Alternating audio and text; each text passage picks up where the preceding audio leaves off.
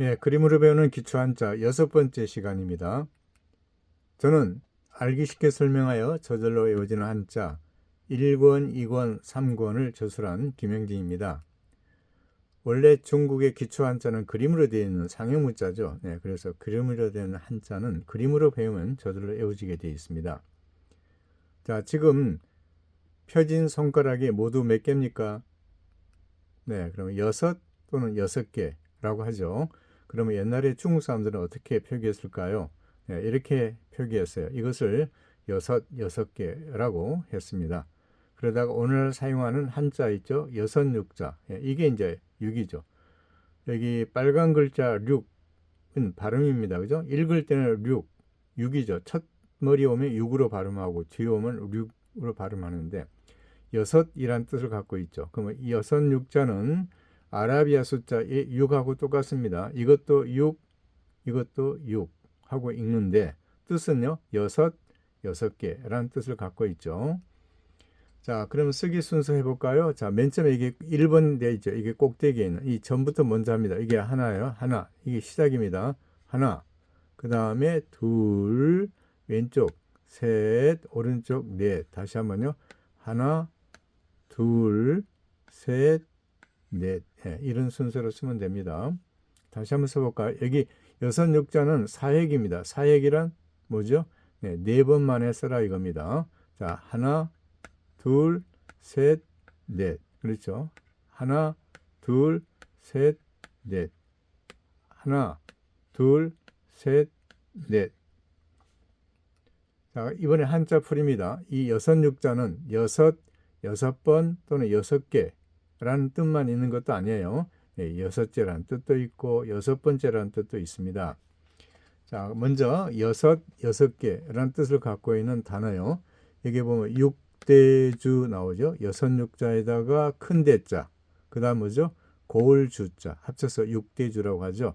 예, 지구 위에 여섯 대륙, 아시아, 아프리카, 유럽, 오세아니아, 남아메리카, 북아메리카 이 여섯 대륙을 합쳐서 우리가 육대주라고 하죠.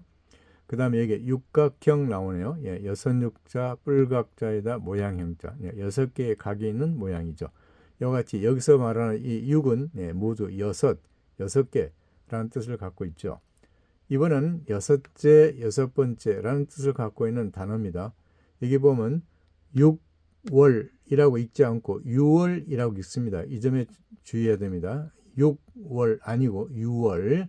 자, 1년 중 여섯 번째 달이죠. 이때 6은 여섯이 아니고 여섯 번째입니다. 여섯 번째 달. 그 다음에 6등 나오죠. 여섯 육자에다가 등급 등자. 달리기 할 때 여섯 번째로 들어오면 6등 했다라고 하죠. 그래서 여섯 번째 등급. 그 다음에 6위, 여섯 육자에다가 자류 위자. 이것도 여섯 번째 등급이죠. 네, 늘 설명했듯이 이 등자는요, 시험 성적, 성과를 평가할 때 1, 2, 3, 4, 5, 6등이라죠.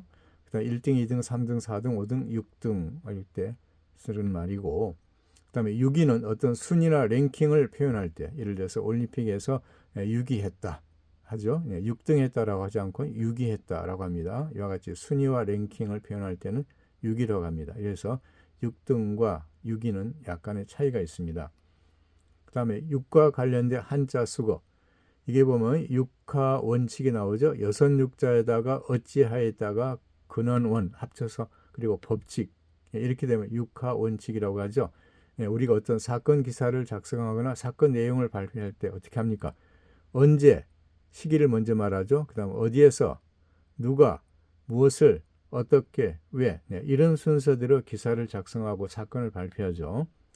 그 다음에 여기에 육친불화 여섯 육자에다가 친할 친자 안이불자 화목할 화 화목하지 않다 이 말이에요. 자, 부모 형제 아내 자녀 등 가까운 친족이 서로 화목하지 않을 때 육친불화라고 합니다. 자, 그렇습니다. 이 여섯 육자는 여섯이란 뜻과 여섯 번 여섯 개라는 뜻 외에도 여섯째 여섯 번째라는 뜻이 포함되어 있다는 것을 우리가 배웠죠. 자, 그럼 다음 동영상 107번 기초한자에서는 이게 일곱 칠자 있죠. 이 일곱 칠자에 대해서 폭넓게 그리고 깊이 있게 설명해 드리겠습니다. 자, 끝까지 시청하시느라고 수고하셨습니다. 감사합니다.